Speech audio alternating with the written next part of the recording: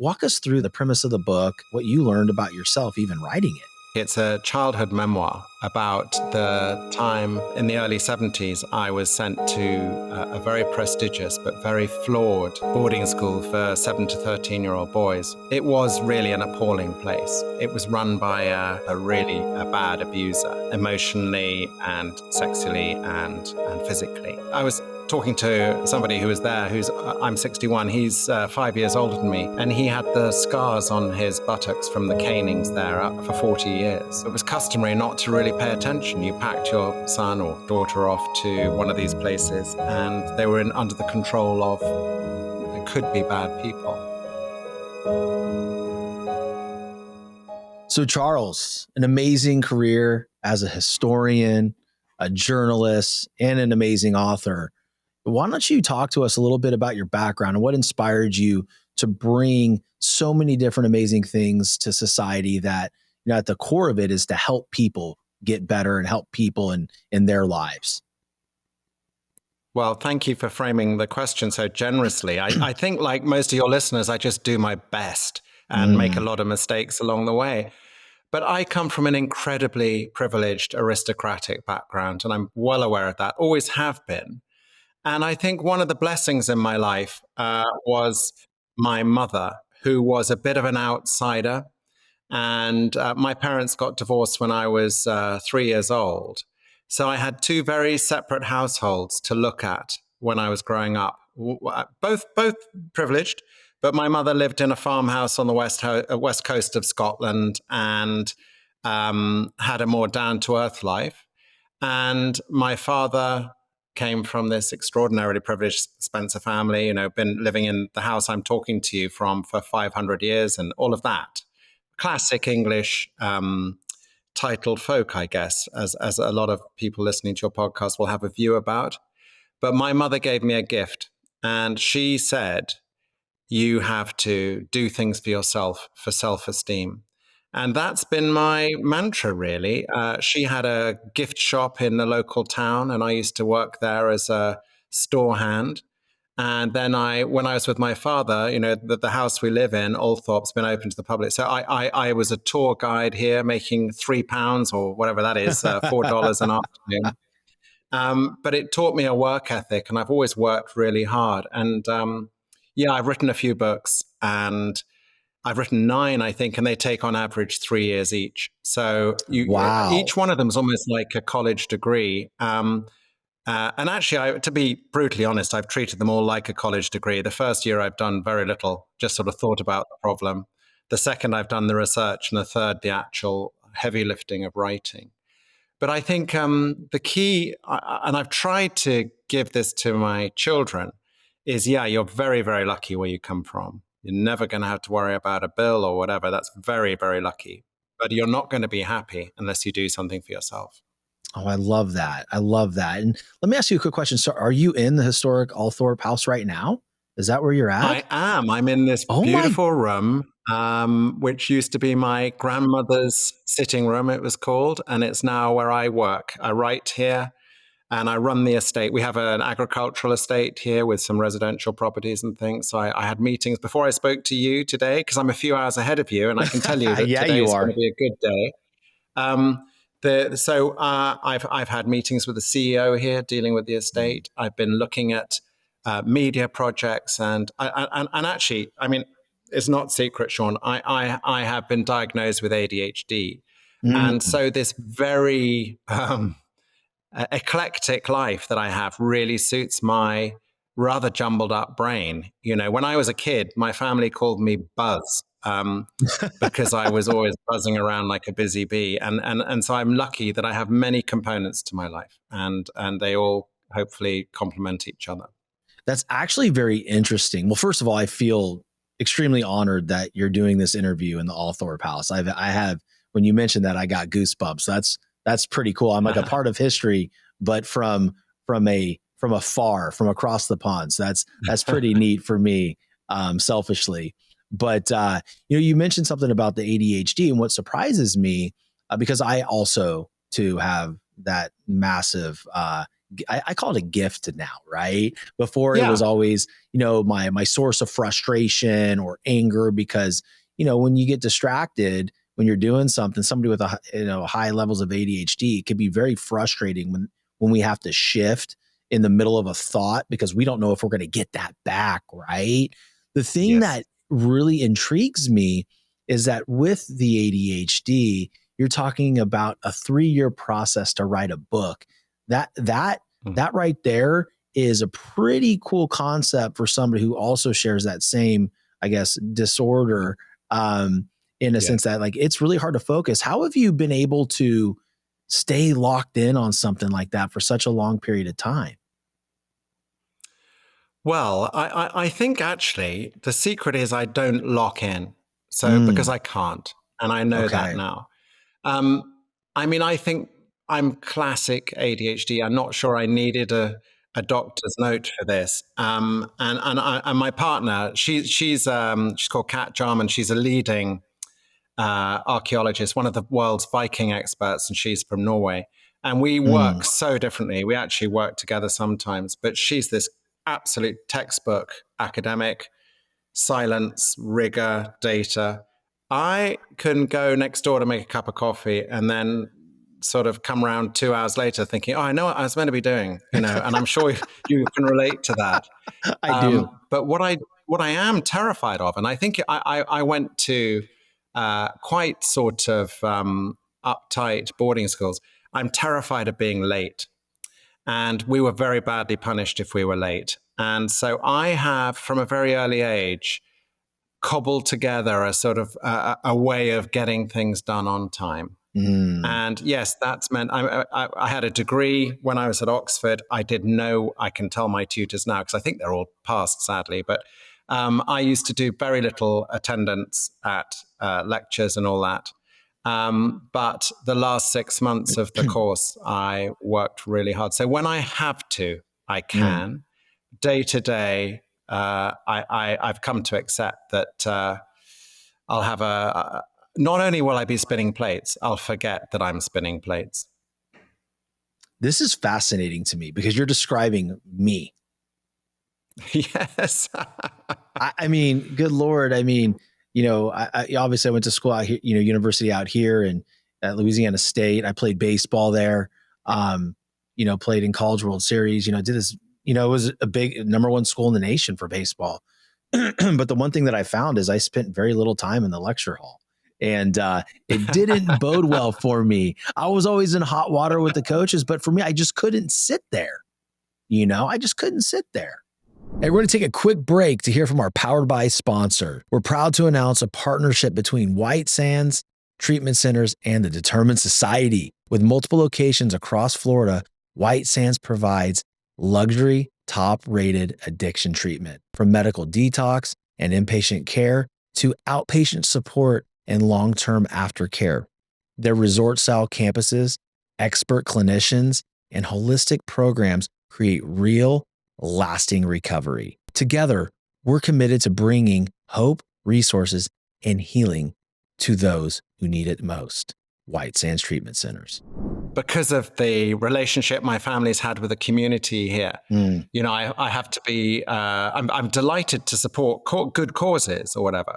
But when I get involved, I always say I'll do anything except the annual general meeting, because that's not going to happen. I'm never going to sit through that.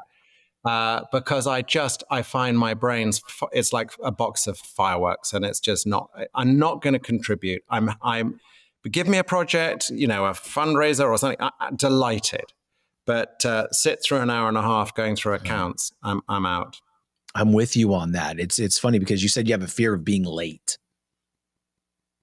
That to me terrifies me. I don't care if it's for, a birthday party. Obviously I'll never be late for a show, barring any fender benders or traffic. But like my team always says, hey, you got a show at, 11. What time are you going to be here? I'll be there at 9:30. Like I don't know if it's the athletic background or if it's the ADHD, but I'm massively terrified to be late. And I also look at it as a form of disrespect, and that could be the athletic background.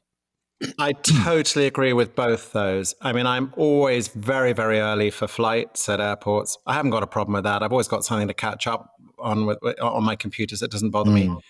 And I do find this thing.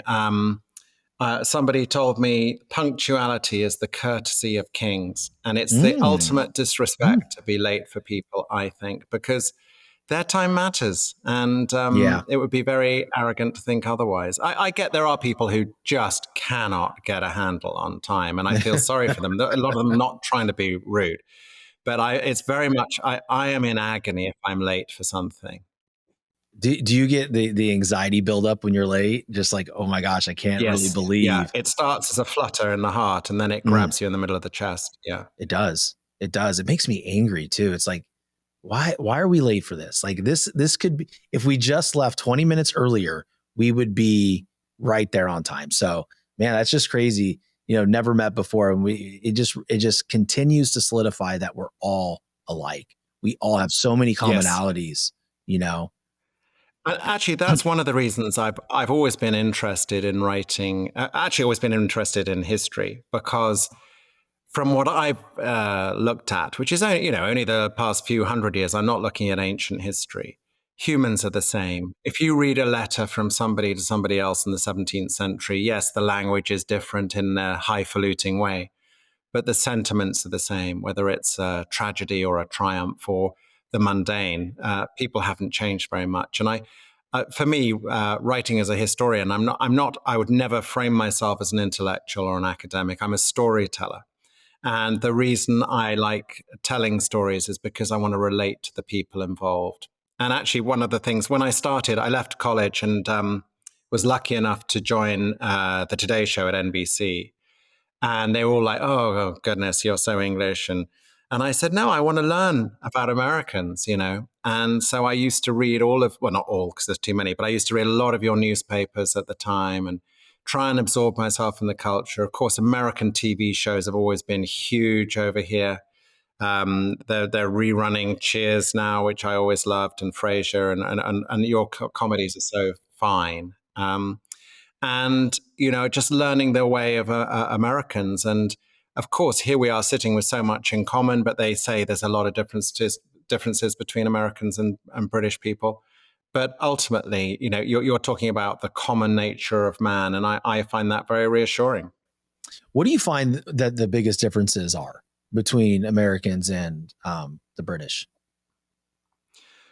Well, I think there are differences that others have noticed, which I find less extreme. So people say that the British are we're more, I think, because our weather's so terrible, we have a sense of humor that's quite dark. And because you've got to get by, we wake up in the morning and the weather's like you have in Seattle, but every day. Oh, goodness gracious. As opposed to the rest of America. I've been lucky enough. I lived in, I spent a lot of time in Pacific Palisades, the tragic as it is now, but I spent a lot of time in Pacific Palisades for a few years. And I've known New York well. I've got a daughter in college there, etc. So I do know the States quite well. I've spent many, many, many days there, and probably adds up to years. I find the Americans tend to be more openly patriotic. That's the biggest difference I find. And I think that is not a criticism, it's an admiration. The British tend to not take too many things too seriously. And that's a good thing because it does make for a good sense of humor. But I think we miss out, this sort of, we just assume we're probably on the wrong side of the story as Brits, whether it's in a sports match or politics. And we're too ready to roll over and just say, oh, yeah, well, we always get it wrong. And I think that's probably from having been a very important country once and being a fairly minor one now. There was a British Empire, but it's quite a long time ago. And so I think we're used to being a nation that's well past its international sell-by date. There's lots that's great about Britain, and I'm proud of it. But I think we've come to terms with what we were and what we are now. It's interesting because from my seat, I can speak for just me and the people in my immediate circle. We admire the fact that the British are more easygoing and, have more of a, excuse me, tempered demeanor in some ways. So, or do you think it's something like, hey, it's a pro and a con, where I'm like, wow, I wish I could be more like that? Well, actually, do you know, I once had to really look at this subject, the difference between the British and the Americans, because when I was working in London for NBC, they said, "Oh, could you go and look? There's some minor movie being made, and it's about the British and Americans, and maybe you could do a background piece or two about it." And it was A Fish Called Wanda, which nobody Oh, knew was going to be yes. this huge Oscar-winning hit. And I remember talking to, this is not a name drop because I was there in a professional capacity, and he's a lovely man, but I don't know him. I was chatting with Kevin Kline, who won an Oscar actually for that movie, about it. And he was saying, it's so weird with you Brits. You have these sentences and they go on and on and on, and they make sense. The classic run on that makes sense, that you get Yes. chastised in American school for. That's right. No, over here, it seems to, I think also the British are terrified of being impolite. So best to keep talking rather than to leave an embarrassing gap. Yeah, absolutely. So let's dive into the book, A Very Private School. I mean, that book has been instrumental, as you mentioned. Many people are contacting you, telling you how it's helped them in their lives. Walk us through that, the premise of the book, and what you learned about yourself, even writing it. Yeah. So just to explain the book, it's a childhood memoir about the time in the early 70s. I was sent to a very prestigious but very flawed boarding school for 7 to 13-year-old boys. And I was packed off at the age of 8 there. Totally normal procedure for people from my background, has been for centuries. And it was really an appalling place. And it was run by a man. Your legal department doesn't need to worry; he's gone. But he was a bad abuser, emotionally and sexually and physically. Lots of beatings. I was talking to somebody who was there. I'm 61. He's 5 years older than me, and he had the scars on his buttocks from the canings there for 40 years. So that gives you an idea. The whippings, they were really of little boys. These were not young men. We were children, and our parents were sadly, it was customary not to really pay attention. You packed your son or daughter off to one of these places, and they were under the control of could be bad people. And the reason I call it a very private school, so yes, it's a private school, but these could thrive very well in days of minor sort of communications. We had one letter home a week, which we wrote under supervision. There was no access to a landline telephone. And of course, it was before cell phones were invented. So we were really captured in this terrible place. And what's been interesting to me is I wrote it and I thought, I never intended to write a book about this, but I just kept a file on my computer and I kept just filling it with random thoughts. It could be really mundane things like what we had to eat at lunchtime on a Friday, through to appalling abuse. And I was sexually abused there by a female member of staff when I was 11, and that's had huge ramifications on my life ever since. And essentially, it was a sort of hellish place, I think. And I've been in therapy on and off for 30 odd years. And I noticed it just kept coming back to that way more than my parents' divorce or any other issue that had happened to me. And then I started to write this book. And when I talked to people, these were often men who I hadn't seen for 40, 50 years. They opened up to me with just appalling stories, And then I remember learning, there was a master who used to beat me up badly, blood and stuff. And I came across this guy and I said, "Oh, I remember your brother at the school." And he said, "Yeah, he died. And he died because of what they did to him at that school. It had got to him emotionally and he gave up wanting to live." And I realized actually, because I've written a few books before, that it was really my job to put this down. And what's happened, it came out March last year, is that there is barely a day goes by without somebody coming up to me. A woman came up to me this morning and shook my hand and she said, "I wanted to thank you." She said, "It's a horrifying book, but fascinating."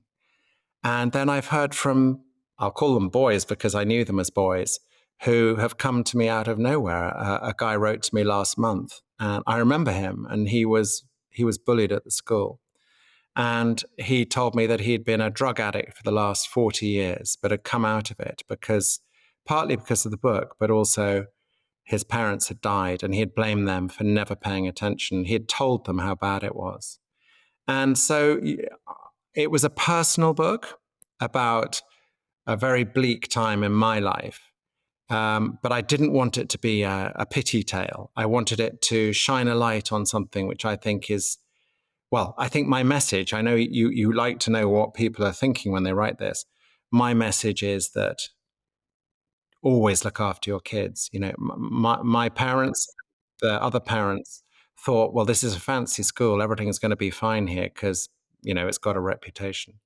But it was populated by deviants in the staff. And we had no one to tell. And interestingly, you know, if you talk, I have children, and children accept things as normal, which they shouldn't. We didn't tell our parents about it. We didn't know how to. We hadn't got those relationships, because once you're packed off away from school at a young age, there is a cord that's broken.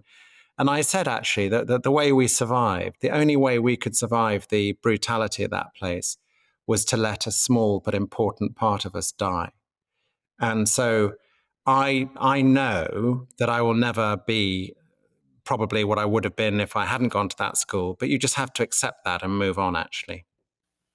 You know, it's a cultural thing, right? Like I'm listening to, because you said it's a normal thing to pack the young boys and young girls off and send them to boarding school.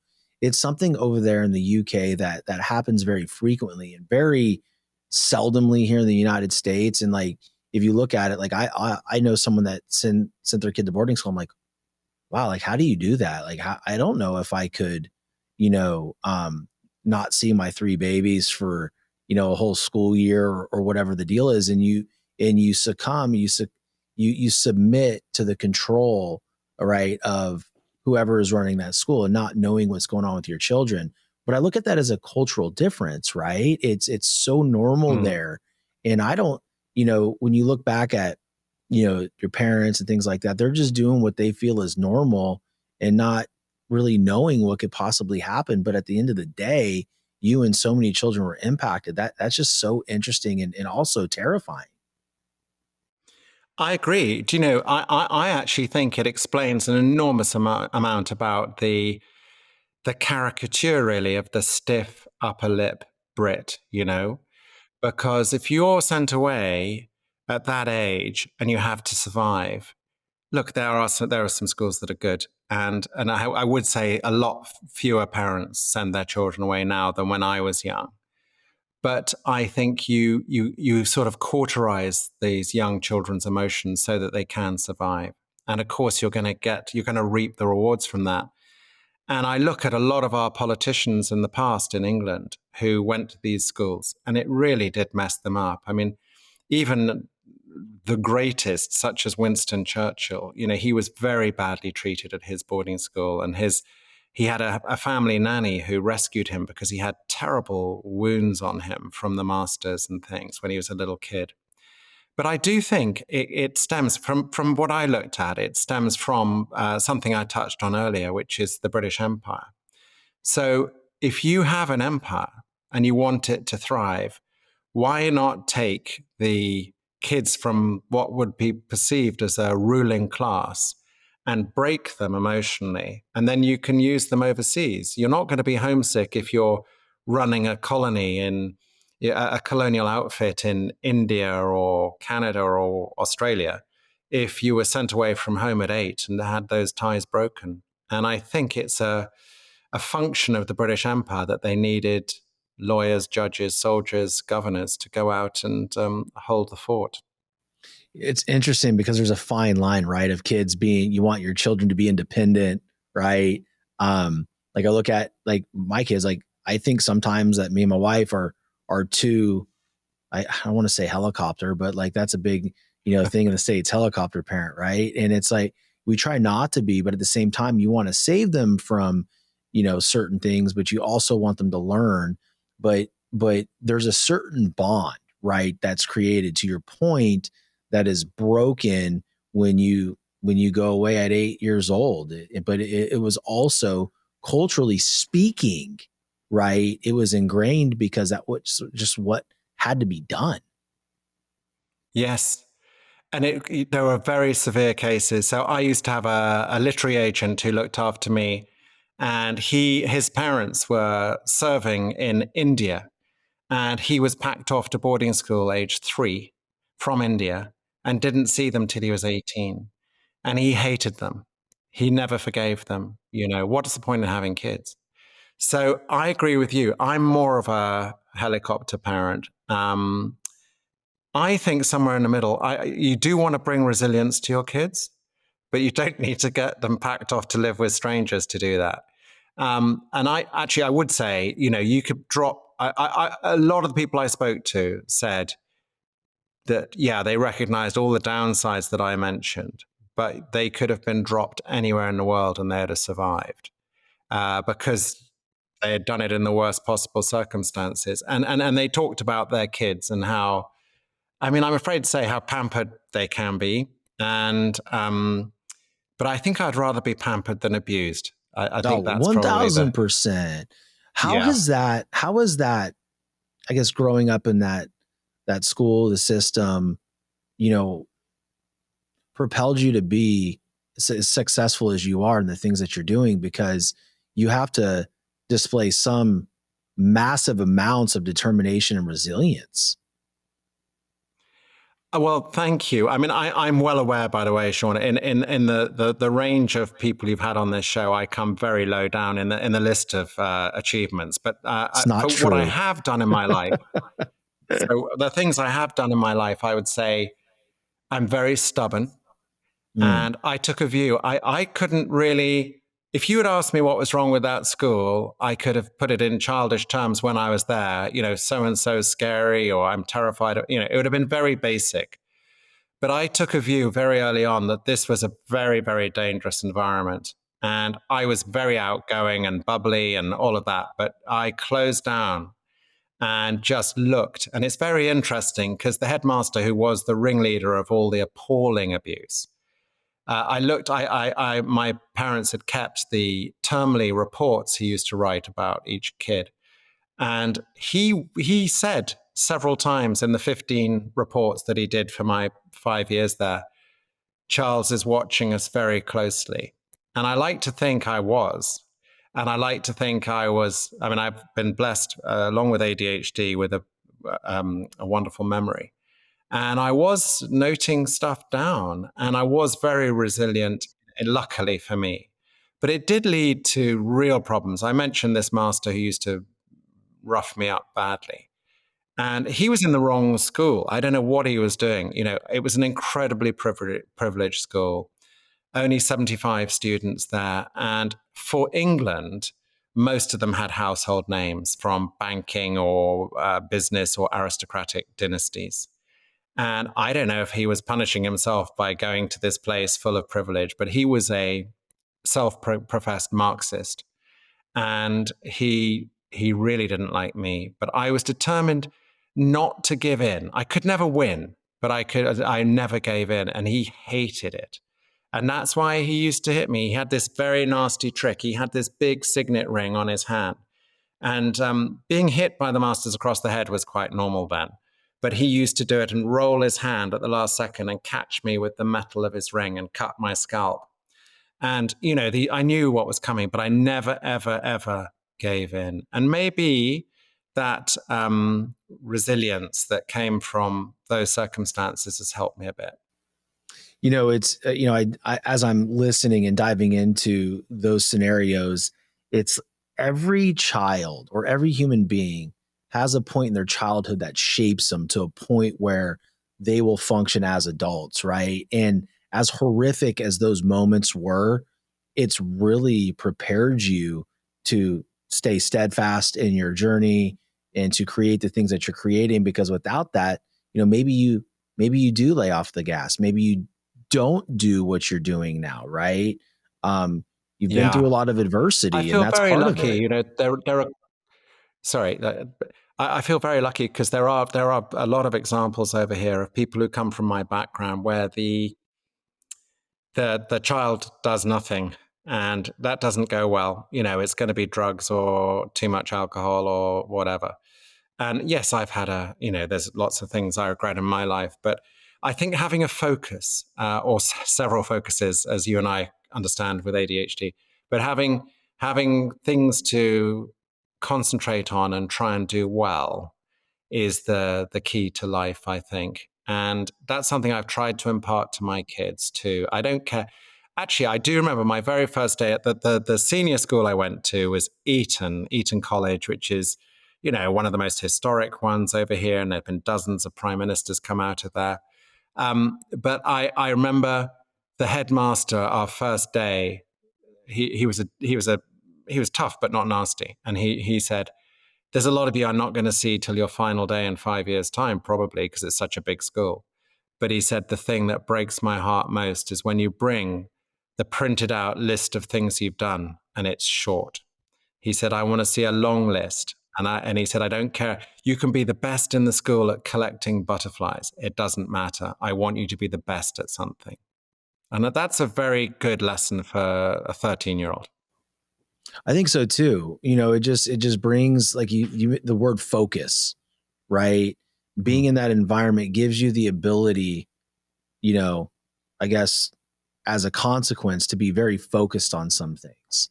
And I think when we look back at our life or look back at a certain point in our life, we want to have a list of things that we've accomplished, that we've become great at, and most importantly, how we've helped people.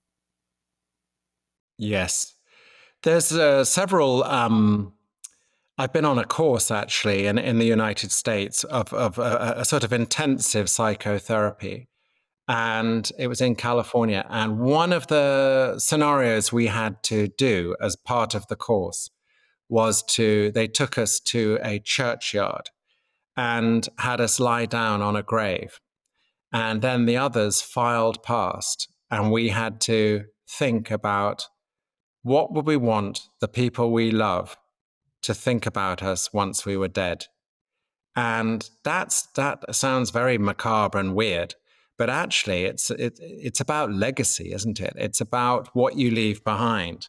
And even as I mentioned, my partner is a Viking expert. Legacy was really what they were thinking about, you know, to be remembered if you were a man, to be remembered as a great warrior or a great leader or whatever. And so what do we want to be remembered as? You know, my father died a third of a century ago, you know, in terms of the whole of time. But every thought I have of him is of a kind and decent man. And that's a very good example to have. And when I meet people around here, you know, we've lived in this part of England for a long time, 70 miles north of London, and people knew him. But it's so lovely for me when my memory of him coincides with people who just met him because he was doing something in the community or whatever, they met him. And I think it's one thing to have your own idea of as what your legacy would be, but to hear other people talk about it with respect, that goes a long way, I think. I love that. You know, we call that here the obituary exercise.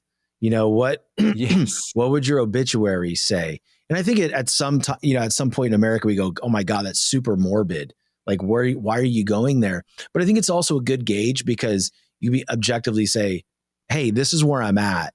Am I accomplishing what I want to accomplish? And am I leaving the L word behind? And as you were speaking, and then you said it out loud, you're speaking the same word I'm thinking, legacy. It's all about that, right? So I don't think that exercise is morbid. We want to know what impact we're leaving in this world. And I do know, and I truly believe that we are all put here to make an impact on society and on people. So, you know, you got to evaluate how you're doing that, and if you're doing an effective job at it or not.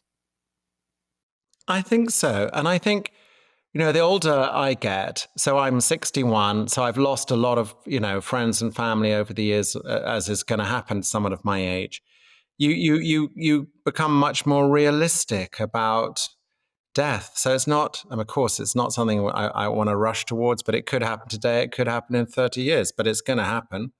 And you become much more accepting. I remember as a child hearing about, my grandparents dying, and it was like it was the end of the world, and that's natural.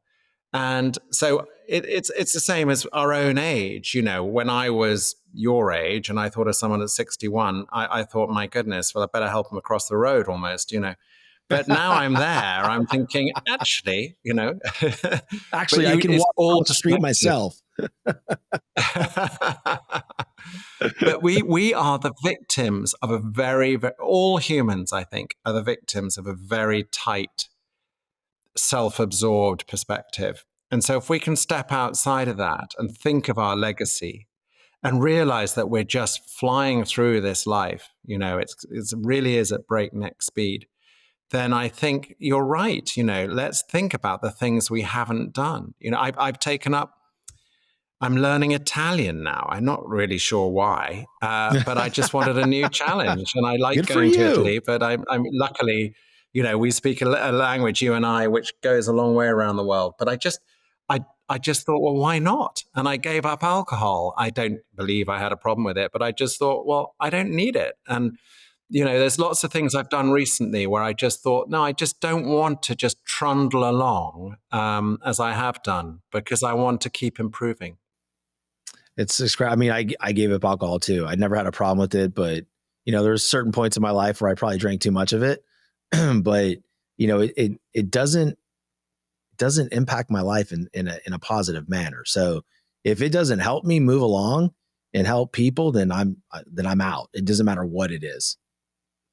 Yeah, and I envy you. So I toyed with it for ages, giving it up, and I'd sort of go, oh, I'm going to give it up for 100 days. And I found that really not a problem, But then when I go back on, I thought, well, why did I bother? It's not that great. And I also think, I can't speak for you, but with ADHD, we're quite impulsive people anyway. And do we really need alcohol to make us more impulsive? I'm not sure we do. I've never connected the two, but yeah, 2 + 2 does equal 4 there. My wife always says, like, you're super impulsive. You're super impulsive. I'm like, no, I'm just a visionary. I'm a dreamer, and I'm going to take action. But yeah, man, that is part of it, being impulsive. And to your point, begs the question, do we really need alcohol if we're already impulsive? Well, I didn't. And it's been really, it's such a, look, all of the annoyingly true things are true, such as better sleep and all that sort of thing. But just, actually, I tell you what I try and do now, because I've got that awful thing going where I'm sort of so proud of having turned that corner that I look at other people. So I used to play cards once a month with old friends, and for years, decades, and it was a treat. But I suddenly realized, actually, are we here for the cards or the alcohol? And then the answer became clearer and clearer. And then when I stopped drinking, I love these guys, but I had watched them and it wasn't pretty. And I was thinking, gosh, I used to be like this, and I don't need it. You start to see, like, when you remove a certain aspect of yourself that you're doing along with a group, and you cease to do it and they continue, you can see things for what they are. And you'll be surprised on how far out of alignment that you become with these people. I agree. And you do lose a few friends when you give up drinking, but it doesn't matter. It's a pity, but it doesn't matter. Yeah. It's sad to lose friends like that, because I have, but at the end of the day, okay, if I'm going to lose that friendship, are they friends or are they drinking buddies? It's true. And it's obviously there's an element of addiction even in social drinking, or a little bit more than that. And there's there are not many good addictions, are there really? Maybe exercise is a good one. Maybe, but even that can kill you if you do it too much. Yeah, that's true. You do see people in the gym who are clearly on the wrong side of healthy, but from overdoing it. Yeah. Yeah, for sure. As we land the plane, I want to ask you, aren't you doing a podcast? You're doing a podcast now. Oh yeah, I was doing about one, and it was such fun. By the way, aren't they great? They're so fun, and meeting people. But I was doing it. That's how I met my partner, actually, Kat, the professor. And I was doing it with a guy who's not a household name in the States, but he's a very unusual guy because he was a pop star and then a priest. And now he's been on everything from our equivalent of Dancing with the Stars to everything. He's a super guy and he's a friend of mine. So we had really good fun doing it. But we set ourselves ridiculous podcasts. So each of the three of us had to become a world expert in a new subject within a week. And we're all busy people. And so we did it for 2 years. And then we thought, we just can't do it anymore. And I miss it. We'll do something else, but maybe once a month or something. But people listen to podcasts. And of course, they're a lot of work, aren't they? You had to prepare properly. And again, I think you're the same as me. It's a courtesy to your listener that you want to give them something that's thought through a bit. Well, it's such a delicate dance too, Charles, right? Because you want to make sure that the guest is happy and comfortable. You want to make sure that you hit the points that they want to cover and not for your own selfish reasons. It is an art. A conversation is an art form. And I take great pride in having a conversational approach because that's what the audience seems to really be gravitating towards and really taking in and valuing, because there's too many shows out there. And this, there's too many shows out there that are just trying to say something to get, views or listens or to go viral or to cause a stir. And that's really not what we do here. And for those reasons that we don't do that here, yes, it takes an extreme amount of preparation on my side because my responsibility to my guest and to my listeners is to craft an amazing conversation that brings massive amounts of value. Yes, and I can feel that. And that's actually why I said yes. I mean, to be honest, I'm not often a guest on podcasts because of the problems you flagged up there. But I could see what you're doing is really meaningful, and the intention and the process are spot on. So I've been delighted to be your guest today. And for those listening, I would say you haven't looked at a single note, which is very lovely. And we've been able to just have a normal chat. Yeah, I just, it's funny because I believe in having an outline in my mind, right? And I believe in, maybe, okay, the conversation can go, behind door number 1, 2, or 3. And it's not up to me to judge it. It's up to me to craft the authentic conversation. And that's why, to your point, and I appreciate you noticing, I'm not looking down at a note card. So here's my hands, audience. There's no note cards. There's no nothing. There's a cup of coffee down here and an amazing conversation between two men. That's it. Right. And I feel as though those open dialogues I think is going to be the conversations here in the near future that produce the best impact for society. That's just my hope, I guess. No, I agree. I think that's really honorable and true. So it's good. Yeah. So as we start coming down to the tail end of the interview, I want to ask you, what's next, man? Well, right now, I actually, to be honest, I've gone through a lot of stuff recently, and I've put things on hold. And at the moment, I'm sort of sifting through. I'm going to be making a documentary on the boarding school situation. Ooh, and nice. I'm looking forward to doing that. I think it needs to be done. And then I've got, I'm going to be writing again because that's sort of what I do. But I don't know yet what the subject is. I've got millions of ideas. And I don't know, what happens with me is I have ideas for a book. And I think, oh yeah, that's the one. This is probably ADHD. And then after about 2 days, I think, well, what was that going to be about? And you need to have that process go on. If it stays with me as a really good idea for a week or two, then I will embark on it because it has to hold you. If it doesn't hold you, it's not going to hold the reader, is it? So there's that. Yeah, because if it doesn't hold you, you can't intelligently write on it or speak on it or be invested in it, right? And it's funny because, again, again, I'm hearing things you say is like, we are so identical in so many areas. If it doesn't hold me for a week, then I'm out on the idea.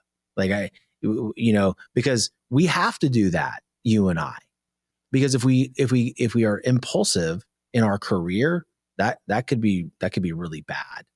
That could be really bad. It could be really bad and wasting everyone's time. And as you and I are both, we're both busy, and we both, I'm, as I keep saying, ahead of you in terms of years, but you find actually as you get older, you think, no, I haven't got time for that. I want to do this. I want to do this. And I talked to a guy who I know locally who runs homes for seniors. And I said to him, so what age do I want to die? And he said, you want to, and I hope I'm not going to offend older listeners, but he said, to be honest, things go very wrong after 85 in most cases. But he said to me, do everything you really, really want to do by 75, because the wheels can come off very fast. So, that's a scale I'm looking at, and I just want to keep going, and not just for the sake of going, but I want to keep going in a meaningful way. That's my objective. Purpose is massive. And, I'm sitting here at 46, turning 47 this October, and I'm like, man, I got a lot of time, but do I? Right? We never know. And that's what's scary as a parent and a husband is, staying healthy and making sure that you're around. And plus, selfishly, I want to see my kids grow up. I want to see my grandchildren. I want to live this life. I feel that there's a lot for me to do. So I just really appreciate you. And I'm excited to see the documentary. I'm going to have to keep in touch with Tris and make sure that I know when that thing's coming out, because I want to support it for sure. We can always hop back on too when that comes out, if you'd like, and we can talk about it and promote it. I'd love that, Shawn. That would be really nice. That'd be much fun. Yeah. And who knows, maybe I'll get out over across the pond and, come take a tour. Well, let me know. You must come up here. It's a part of England that hasn't changed much for several hundred years. So I'd love to show you it. I would love to see it. One last question. So the show is called The Determined Society, right? Because we're going through our own stories throughout our life, right? Whether they're stories that are made up in our own minds or actual truth, but we all have to have this type of determination that leads us to our next thing and gets us through those tough moments. So in your definition, how do you define true determination? I think true determination you have to be sure that you've identified what matters first, and then just hold on to it for dear life, because don't be buffeted by things going on around you, people around you. Once you've established what's really of core importance to you and hopefully the world in a minor way, stick with it. So that's the determination. There's no point in being determined about something that doesn't matter. Very well said, sir. Very well said. Well, I appreciate you so much. For the audience that is watching and listening, go scoop up the book, A Very Private School. If you are headed to London, a little north of London over the summer, the Althorp House is available for touring. So check it out. And again, Charles, thank you so much for coming on. I had an incredible time with you, and looking forward to seeing more from you and doing more with you. Thank you, Shawn. It's been an absolute pleasure. Thank you. Oh, absolutely, man. Absolutely. And for the audience, share this episode with someone you know, love, and trust that will get a lot of value out of it. And until next time, stay determined.